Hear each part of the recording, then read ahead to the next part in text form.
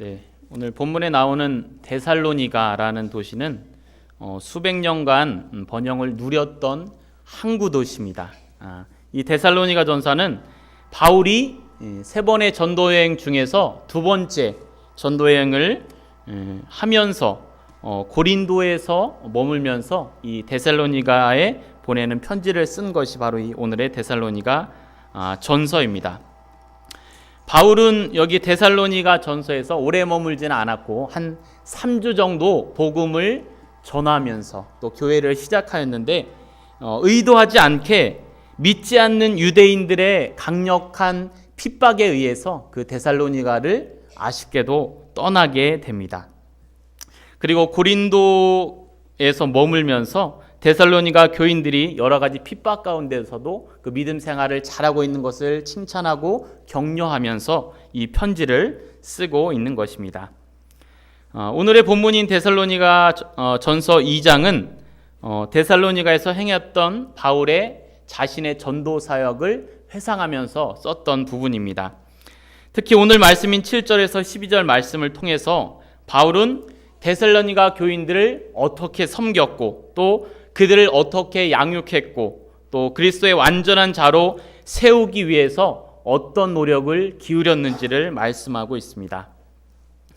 바울은 데살로니가 교인들을 그리스도의 완전한 자로 세우기 위해서 유모같이 또 어머니같이 또 때로는 아버지와 같이 수고와 애씀을 또 사랑과 권면을 아끼지 않았다고 말씀하고 있습니다.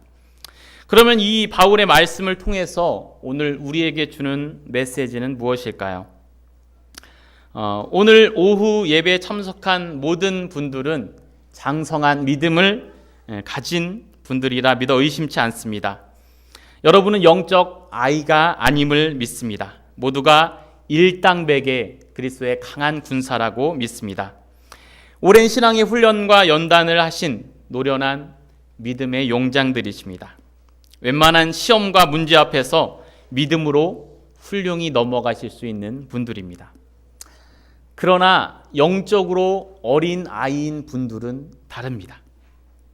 그들은 작은 오해나 또 작은 말, 작은 사건 하나로 또 그들 자신의 광야의 시험에 있어서 믿음으로 그 문제의 산을 넘지 못하고 쓰러질 때도 많은 분들이 바로 영적인 어린아이 같은 분들입니다. 문제를 바로 직시하지 못하고 믿음으로 정면 돌파가 어려운 분들입니다. 사도 바울은 이런 분들을 영적 어린아이라고 표현하면서 그들에게는 내가 아직 젖만 줄 수 있다. 이들이 아이인데 어떻게 거칠고 단단한 것을 주어서 먹게 할 수 있느냐. 나는 그들에게 젖으로 줄 수 있을 뿐이다라고 이야기를 합니다. 겉모양은 성인이지만 영적으로 어린아이라서 단단하거나 거친 음식을 소화할 수가 없다는 것입니다. 그러나 그분들에게도 희망이 있고 영적으로 그리스도의 장성한 분량에 이를 수 있는 잠재력이 있는 분들입니다. 이 분들에게 우리가 한 가지 더 하여야 할 것이 있는데 그것은 바울이 감당했던 유모와 같이 또 어머니와 같이 또 아버지와 같은 수고와 사랑과 권면이 있어야 한다는 겁니다. 바로 먼저 되고 또 훈련되고 또 그리스도의 참된 사랑을 맛본 여러분의 수고와 사랑이 필요합니다. 우리 교회를 한번 둘러보시기 바랍니다. 믿음의 초신자들도 있고요. 또 교회 이제 막 등록을 하고 다니시는 분들도 있습니다. 이들은 교회가 아직 너무나 낯설고 어색할 수도 있습니다. 또 어떤 분들은 시험으로 낙심해 있는 분들도 있을 것입니다. 그래서 예배에 많이 소홀함을 가지고 참석하지 못하는 분들도 계십니다. 또 저희가 관심 갖지 못하여 어려운 문제를 혼자 떠안고 고민하는 분들도 계실 겁니다. 또 집안에 믿지 않는 가족들 또는 이제 막 신앙의 걸음을 뗀 가족들이 계실 겁니다. 또한 교회는 좀 다녔으나 그리스도의 사랑을 진정 체험하지 못한 채 메마른 심정으로 그냥 교회만 왔다 갔다 하시는 분들도 계실 겁니다. 또 건강의 문제로 말미암아 또 신앙에서 멀어진 분들도 계실 겁니다.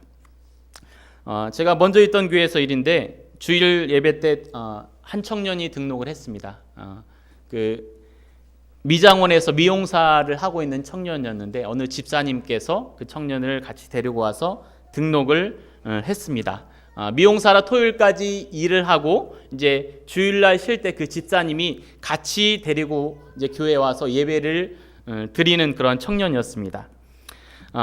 주일에는 잘 나왔지만 인도하시는 분이 못 오시면은 교회에 못 오는 겁니다. 그리고 주일만 오게 되니까 이 청년들과 접촉할 기회가 없으니까 굉장히 많이 낯설음을 느끼는 그런 청년이 있었습니다. 제가 이제 같이 가서 주일 모임을 권유하기도 하고 옆에서 이제 친해지려고 애를 썼지만 결국은 그 청년은 그 전에 아마 가끔씩 다니던 교회가 있었던 것 같습니다. 그 교회로 돌아가 버리고 말았습니다. 저 혼자만으로는 참 많이 역부족이었습니다.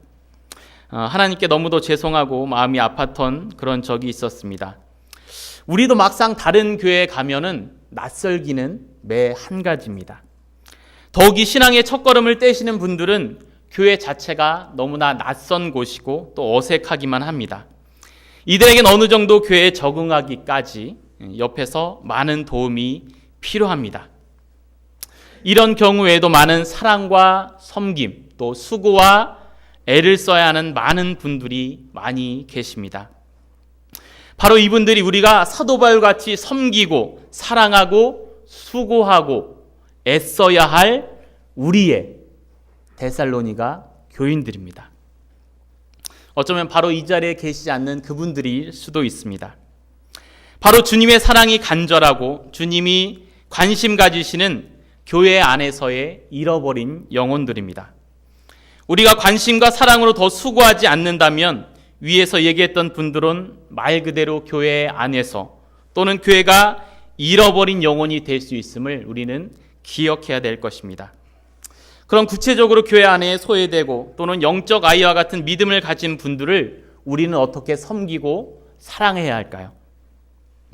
첫째로는 유모가 자기 자녀를 기름과 같이 수고해야 합니다. 7절에 우리는 그리스도의 사도로서 마땅히 권위를 주장할 수 있으나 도리어 너희 가운데서 유순한 자가 되어 유모가 자기 자녀를 기름과 같이 하였으니라고 기록합니다.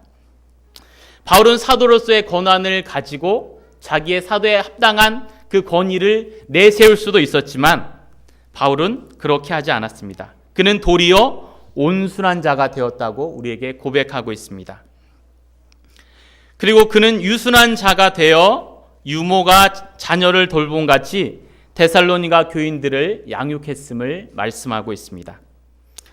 여기서 바울은 유모에 대해서 언급을 하고 있는데 당시 로마의 부유층이나 또는 그 밑에 중산층 중에서 일부는 유모를 두고서 자기 이제 아이들을 길렀다고 합니다.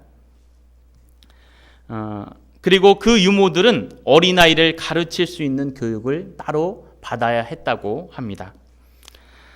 그 유모의 특성 중에서 가장 중요한 것은 바로 유모의 온순함입니다. 요즘 강남에서는 아이들을 집에서 키워주는 그 베이비시터들이 고수익 직종이라 난리라고 합니다. 그러나 조건이 강남에 살고 있어야 되고 또 대학을 나와야 되고 또 어느 정도의 인격을 가진 그런 사람들을 뽑는다고 합니다. 부모가 일을 해서 아이들을 돌보지 못하는 대신 그에 합당한 그의 자격에 맞는 사람들을 뽑아서 자기 자녀를 돌보게 하고 있는 것입니다. 마찬가지로 당시 시대의 유모에게도 유순함은 유모의 가장 갖춰야 될 덕성이었습니다. 종종 그 유모에게서 자란 아이가 은혜에 보답하는 그런 심정으로 그 종되었던 자기 그 유모를 자유인으로 종종 놓아주는 그런 일도 있었다고 합니다. 그런데 이 표현을 살펴보면 조금 살짝 이상한 점이 있습니다. 그것은 유모가 자기 자녀를 기름과 같이라는 표현을 합니다.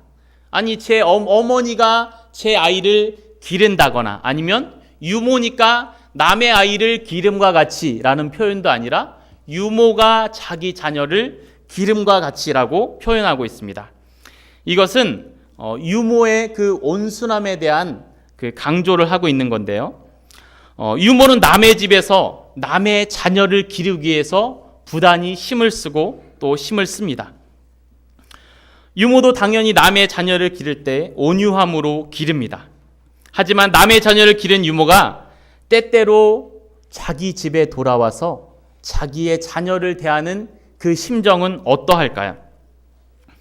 자리를 못 지켜주는 것에 대한 미안함 또는 속상함으로 아마 그 자녀들을 맡게 될 겁니다. 그 자리를 못 지켜줬던 그 미안함 때문에 그것들이 가슴 깊이 아마 사무칠 것입니다. 마치 요즘 시대의 맞벌이 부부가 각자의 일 때문에 자녀들을 오후에는 할 수 없이 집에 놔뒀다가 돌아오면 저녁에는 큰 사랑으로 그 아이들을 품어주는 것과 같은 그러한 마음이었을 겁니다.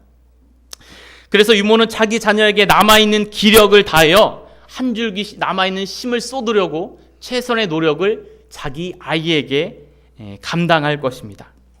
이때 자기의 자녀에 대한 그 유모의 온유함이 얼마나 깊을까요? 바울은 이런 유모의 자기 자녀를 기름과 같은 깊은 온유함으로 전도하고 그들을 양육했다는 것입니다. 우리도 유모의 자세가 필요합니다. 더욱이 초신자 또 믿음이 연약한 성도들에겐 더욱 유모의 온유함이 필요합니다. 이해하고 또 참아주고 함께하고 믿어주고 져주고 사랑으로 대해줘야 합니다. 초신자가 와서 이러한 사랑과 온유함을 얻는 교회가 된다면 그 교회는 누구나가 평안과 사랑을 얻고 또 줄 수 있는 그런 교회가 될 것입니다. 이것은 직분자만의 일도 아니고 안내를 맡은 분만의 일도 아닙니다. 여기 있는 한 분 한 분이 다 이 유모의 역할을 감당하셔야 합니다. 새로 오신 분들을 따스함으로 맞아주시고 또 오랜만에 나온 이들은 나갔던 탕자를 말없이 안아주셨던 그 아버지의 심정으로 그들을 맞아주어야 할 겁니다. 그러면 그분들도 분명히 교회에 열심을 내어 믿음이 더 자라게 되고 성도님들의 사랑을 기억해서 그것들을 또 누군가에게 그 사랑을 전해주어서 그 우리의 사랑이 또 누군가에게 꽃 피우게 할 겁니다. 누구처럼요? 유모처럼요.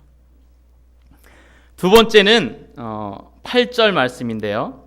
우리가 이같이 너희를 사모하여 하나님의 복음뿐만 아니라 우리의 목숨까지도 너희에게 주기를 기뻐함은 너희가 우리의 사랑하는 자 됨이라라고 기록하고 있습니다. 저는 이것을 어머니처럼 사랑하자라고 말하고 싶습니다. 현대어 성경의 번역본을 보니까요. 우리는 여러분을 너무나 사랑했기 때문에 여러분에게 하나님의 기쁜 소식을 전할 뿐만 아니라 우리의 생명까지도 여러분을 위해 기꺼이 희생하려고 했습니다. 라고 기록하고 있습니다. 어머니처럼이라는 이야기는 나와 있지 않지만 한 사람을 사랑하여 목숨까지 내어줄 수 있는 것은 부모님, 그 중에서도 바로 어머니의 사랑이라 믿습니다.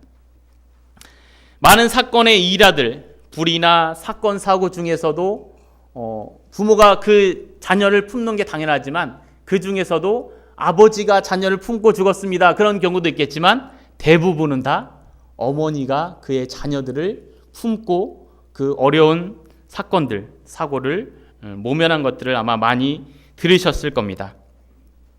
퍼주고 또 파주고 어른이 되고 결혼을 하고 또 손자를 낳아서까지 자신이 돌아가시기 전까지 그 큰 사랑을 끊임없이 주시는 분이 바로 우리의 어머니십니다. 60, 70대 된 아들이 있고 또 90에 연로하신 어머니가 있어도 그 60대 아들에게 아들아 나갈 때 차 조심해라 라고 말씀해 주시는 게 바로 우리의 어머니들이십니다. 그 중에서도 그 어머니의 가장 큰 특징은 생명을 잉태하는 것입니다. 한 생명을 잉태하고 해산하는 그 수고와 애씀은 무엇으로도 설명할 수 없는 큰 경이로움입니다.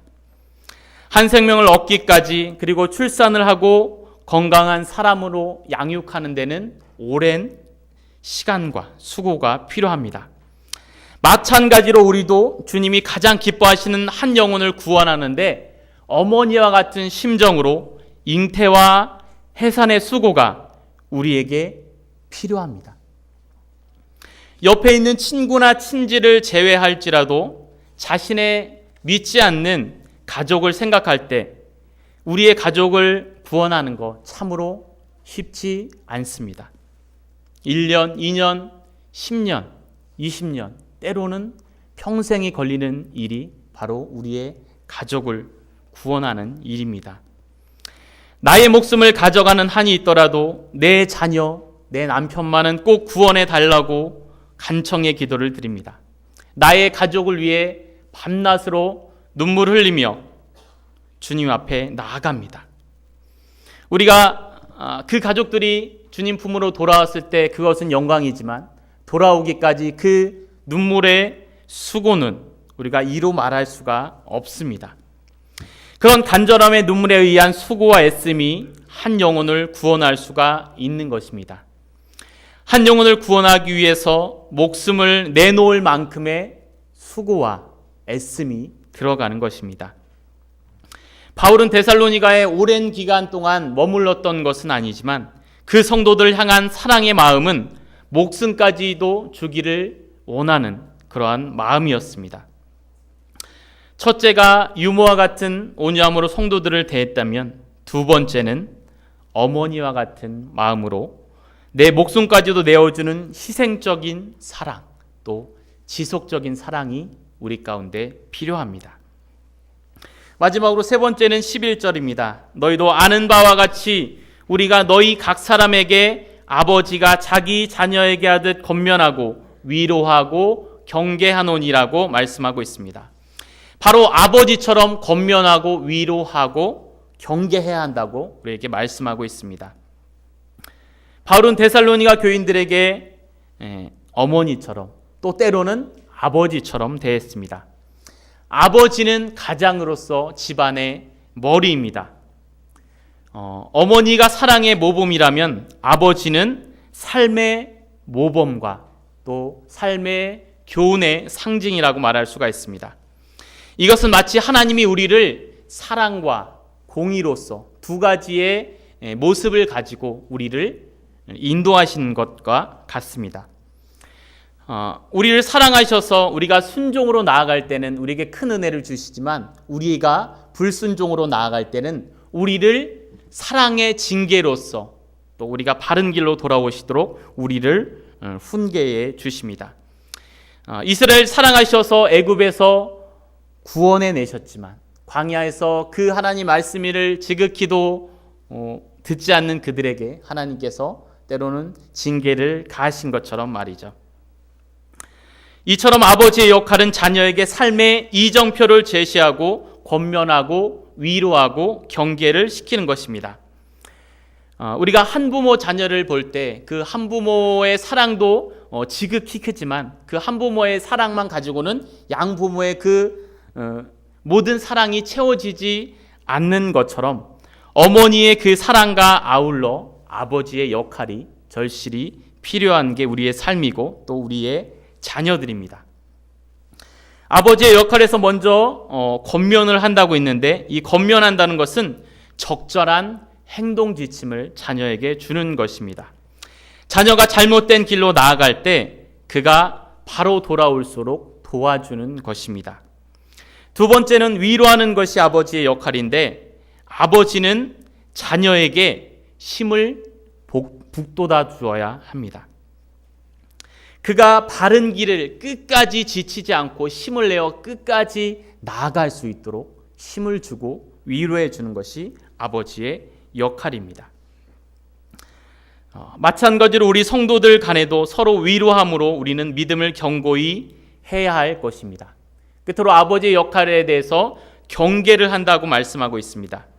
경계란 가장 높은 수위로 게으른 자나 또 그 밖에 방종하게 생활하는 자에게 엄히 훈계하는 것을 이야기하고 있습니다. 당시로서는 마음 아픈 일이지만 정확하게 잘못을 짚어주고 때로는 매를 들고 훈계해야 그 자녀가 그 올바른 길 가운데서 벗어나지 않기 때문입니다. 이처럼 아버지로서의 역할은 자녀들로 하여금 하나님의 뜻에 합당하게 살도록 권면을 하는 것입니다.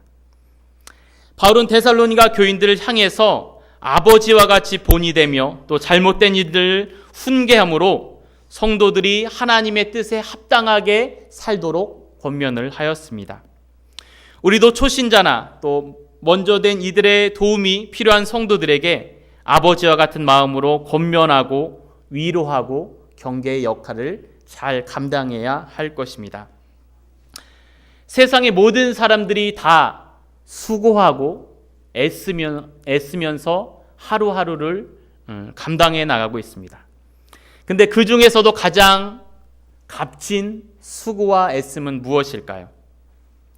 그것은 바로 한 영혼을 구원하고 또 우리의 믿음이 연약한 성도들을 믿음 가운데 바로 세우는 수고와 애씀입니다. 바로 우리 모두가 감당해야 할 수고입니다. 유모처럼 어머니처럼 때로는 아버지처럼 교회 안에 잃어버린 성도들을 향해 나아가는 것, 바로 지금 우리가 시작해야 할 일입니다. 그리고 한 절을 마지막으로 살펴보면 10절인데 우리가 너희 믿는 자들을 향하여 어떻게 거룩하고 옳고 흠없이 행하였는지 대하여 너희가 증인이요 하나님도 그러하시도다. 그렇습니다. 우리 안에서 샘물이 나와야 우리의 그 샘물을 또 그 성도들에게 도움이 필요한 이에게 퍼줄 수 있는 겁니다. 우리에게 샘이 나오지 않는다면 줄 것이 없습니다. 마찬가지로 이 바울도 자신의 신앙의 삶이 거룩하고 흠이 없기 위하여 자신의 삶을 늘 돌아보고 자신을 거룩한 가운데 자신의 삶을 지켜갔다는 겁니다. 우리도 성도들을 돕고 그들에게 도움을 주기 위해서 우리의 신앙이 먼저 잘 세워져 있어야 됩니다. 우리가 먼저 주님으로부터 넘쳐나는 그 생명샘을 받아서 우리 안에 그것을 늘 간직하고 있어야 그것을 퍼줄 수가 있는 것입니다. 우리가 유모로 어머니로 아버지처럼 권면하되 먼저 우리의 신앙을 돌아보아서 우리 안에 그 주님의 생명수가 늘 넘쳐나게 우리의 신앙을 가꿔가는 우리가 되었으면 좋겠습니다. 기도하겠습니다.